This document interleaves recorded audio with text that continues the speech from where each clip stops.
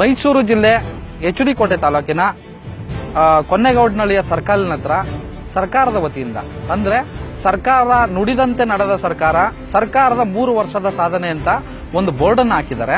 ಆ ಬೋರ್ಡ್ ಅಲ್ಲಿ ಏನು ವಿವರ ಅಂತಂದ್ರೆ ಕಬಿನಿ ಜಲಾಶಯದ ಎಡದಂಡೆ ನಾಲೆಯ ಆಧುನೀಕರಣದ ಕಾಮಗಾರಿಯನ್ನ ಕೈಗೆತ್ತಿಕೊಂಡಿದ್ದೇವೆ. ಅಂದ್ರೆ 9,97,00,000 ವೆಚ್ಚದಲ್ಲಿ ಆಧುನೀಕರಣ ಕಬಿನಿ ಜಲಾಶಯದ ಎಡದಂಡೆ ನಾಲೆಯ ಆಧುನೀಕರಣವನ್ನ ಕೈಗೆತ್ತಿಕೊಂಡಿದ್ದು, ಅದಕ್ಕೆ ವೆಚ್ಚ 9,35,00,000 ಕಾಮಗಾರಿ ಮುಗಿದಿದೆ ಅಂತ ಹೇಳಿ ಒಂದು ಬೋರ್ಡ್ ಅನ್ನು ಹಾಕಿದ್ದಾರೆ. ನನಗೆ RTIಲಿ ಅಂದ್ರೆ ಮಾಹಿತಿ ಹಕ್ಕಿನಲ್ಲಿ ಒಂದು ಫಾರಂ ಸುಧಾ ಕೊಟ್ಟಿದ್ದಾರೆ ಕಾಮಗಾರಿ ಮುಗಿದಿದೆ ಅಂತ ಹೇಳಿ. ಇದನ್ನ ಕಾಮಗಾರಿ ಮುಗಿದಿದ್ಯಾ ಇಲ್ಲ ರೈತರಿಗೆ ಸಮರ್ಪಕವಾಗಿ ನೀರು ಪೂರೈಕೆ ಆಗ್ತಾ ಇದೆಯಾ? ಬನ್ನಿ ಇನ್ನು ಮುಂದೆ ಇದನ್ನ ನಾನು ತೋರಿಸ್ಕೊಡ್ತೀನಿ.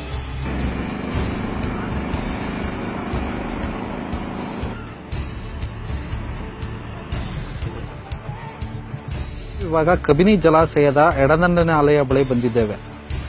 ಇದೇ ನೋಡಿ ಸರ್ಕಾರ ಹಾಕಿರೋ ನಾಮಫಲಕದಲ್ಲಿ 9,35,00,000 ವೆಚ್ಚದಲ್ಲಿ ನಡೆದಿರುವ ಕಾಮಗಾರಿಯೇ ನಡೆಯದೆ ಗಿಡ ಗಂಟೆಗಳು ಬೆಳೆದುಕೊಂಡಿದ್ದು, ಕಾಮಗಾರಿಯೇ ನಡೆಸದೆ ಬಿಲ್ ಪಾವತಿಯಾಗಿರುವ ಬಗ್ಗೆ ಅನುಮಾನ ವ್ಯಕ್ತಪಡಿಸುತ್ತಿರುವ ರೈತರು. ಇಲ್ಲಿದೆ ನೋಡಿ, ಕಾಮಗಾರಿಯೇ ನಡೆಯದೆ ಬಿಲ್ ಪಾವತಿ ಮಾಡಿದ್ದಾರೆ. ಒಂದು ಕಡೆ ಈ ಕಡೆ ಕಾಂಕ್ರೀಟ್ಗಳೇ ಇಲ್ಲ. ಈ ಕಾಂಕ್ರೀಟ್ಗಳೇ ಇಲ್ಲದೆ ಗಿಡ ಗಂಟೆಗಳೆಲ್ಲ ಬೆಳೆದುಕೊಂಡಿದ್ರು ಕೂಡ ಅಧಿಕಾರಿಗಳಿಗೆ ಕೇಳಿದ್ರೆ ಕಾಮಗಾರಿ ಮುಗಿದಿದೆ ಎಂಬ ಸರ್ಟಿಫಿಕೇಟ್ ಅನ್ನ ಕೊಡ್ತಾ ಇದ್ದಾರೆ. ಇದನ್ನ ಕಣ್ಣಾರೋ ನೋಡ್ತಾ ಇರುವಂತ ರಾಜ್ಯ ಸರ್ಕಾರ ಏನ್ ಮಾಡ್ತಾ ಇದೆ ಅನ್ನೋ ಅನುಮಾನಗಳು ಮೂಡ್ತಾ ಇವೆ, ರೈತರಲ್ಲಿ ಮೂಡ್ತಾ ಇವೆ. ಇದ್ರ ಬಗ್ಗೆ ಹೋಗಿ ನಾವು ಕಬಿನಿ ನೀರಾವರಿ ಇಲಾಖೆಯ ಅಧಿಕಾರಿ AEE ಕೃಷ್ಣಯ್ಯನವರನ್ನ ಕೇಳಲಾಗಿ, ಕೃಷ್ಣಯ್ಯನವರು ಒಂಥರ ಗರ್ವದಿಂದ ಮಾತಾಡ್ತಾರೆ.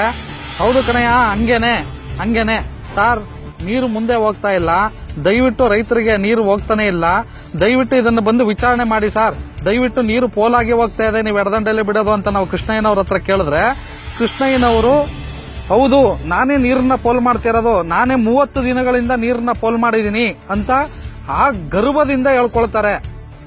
ಕಾಂಕ್ರೀಟ್ಗಳೆಲ್ಲ ಕುಸಿದು ಹೋಗಿ ಎಲ್ಲ ಗಿಡ ಗಂಟೆಗಳು ಬೆಳೆದಿರುವುದು. ಬನ್ನಿ ರೈತ ಬಂದವರೇ, ಇದ್ರ ಬಗ್ಗೆ ಕೃಷ್ಣಯ್ಯನವರು ಮಾತಾಡಿರುವಂತ ವಿಡಿಯೋವನ್ನು ನೋಡೋಣ.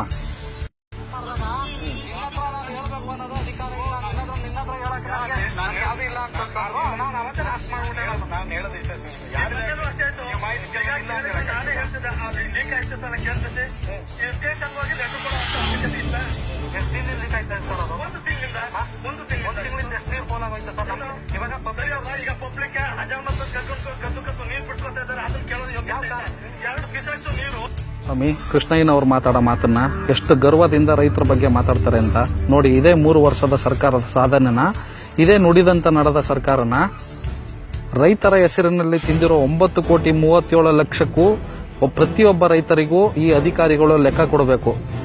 ಹಾಗೂ ಸರ್ಕಾರ ಎಚ್ಚೆತ್ತುಕೊಂಡು ಈ ಕ್ಷಣದಿಂದಲೇ ಈ ಎಡದಂಡೆ ನಾಲೆಯ ಕಾಮಗಾರಿಯ ವಿರುದ್ಧ ಸೂಕ್ತ ತನಿಖೆ ನಡೆಸಬೇಕು. ತಪ್ಪಿತಸ್ಥ ಅಧಿಕಾರಿಗಳ ವಿರುದ್ಧ ಕಾನೂನು ರೀತಿಯ ಕ್ರಮ ಜರುಗಿಸಬೇಕು ಅಂತ ಕೇಳ್ಕೊತೀವಿ.